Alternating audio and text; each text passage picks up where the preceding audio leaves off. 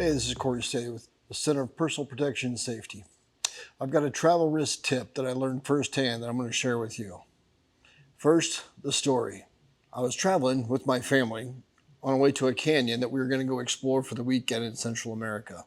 And on the way there, right as I came up to a T intersection, getting ready to hang a left, I turned the corner and there was police officers right there at a checkpoint. The particular country that we were in at the time, they didn't have a lot of police cars, so they just ran checkpoints. And as soon as I turned the corner, there was a police officer there pointing me over. I knew exactly what he meant, so as I pulled over to the right a little bit, he went ahead and stopped me and then told me to go all the way over to the shoulder. So I had a good idea what was coming based off of what some friends had told me at the time, so I was kind of expecting it already, and given the background, I knew it was about to happen. I pulled over, the cop automatically walked up to the car, and there's some broken Spanish here going, and my Spanish isn't great either. At that particular point, they had translated to me that there was going to be an infraction. Now, as I'm trying to understand exactly what the infraction was, I ended up out of the car, walking down the line of the street with the police officer as he's trying to tell me that I had crossed over the line. I crossed over the line because he told me to cross over the line, but that's not necessarily what he was looking for anyway. The infraction at that point was irrelevant. As we're sitting here conversing back and forth, my Spanish not being that great, we went ahead and pulled out the Translate app because that's what you do. It was kind of entertaining because, there was two officers there, and there was the one with the AK standing next to the one that was trying to explain things to me. The one with the AK was listening to his radio. It happened to be strapped right to his chest, so it was actually messing up with the Translate app. So that made things even more confusing. They kind of laughed back and forth to themselves, and they just kept pointing at me saying infraction, infraction, infraction. I said, okay. So through this Translate app, they finally said, we're going to take your license for 1 month. I immediately knew what was happening. All right, okay, this is going to be a shakedown. Let's see how this turns out. Despite how long I was going to be there, I went ahead and told them that I was not going to be there that long and I would need to keep my license. They laughed, of course, looking at each other.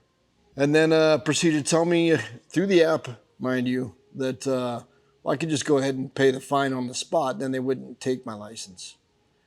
Shook my head, knowing that was coming. Said, how much is the fine? Again, they looked at each other and laughed, and through the app said, $100. $100 for crossing over a dotted white line. I immediately told them, I don't have that much money. It's not going to happen. I just don't have that much. And they looked at each other, kind of shook their heads, nodded a little bit, and then they come back and said, well, how about $80? Again, a little bit of back and forth, and I said I don't have that much money either. We ended up getting down to about $60 before I finally just said, okay, I'll pay it, and we'll go on from there. And actually, even though I knew better, I started to pull out my wallet just to hand them the $60 on the spot.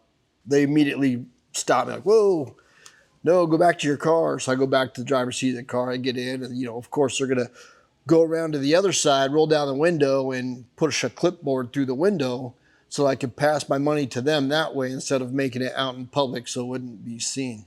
There's going to be a moral to this story that's going to help you guys. There's going to be some tips that come out of this that I learned myself that are going to help me out in the future too. But pass them the money. Of course, they laugh again, and I'm on my way. My family and I back off to the valley to go finish our exploring. I was a little frustrated for a few days. But here's the takeaway. Here's the tips of what you need to know if you're going to be traveling in a situation like that. And mind you, countries are a little bit different when you get down to Central America. They vary just a little bit, but it's all kind of the general premise of what it is that they do.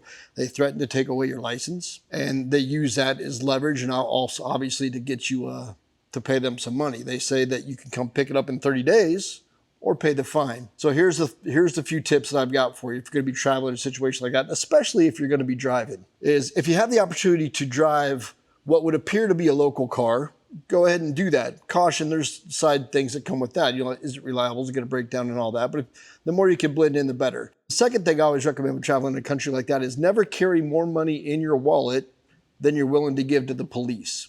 I'm being careful when I say this because I'm not going to name the country I was traveling in at the time, although you could probably look to my social media and find it.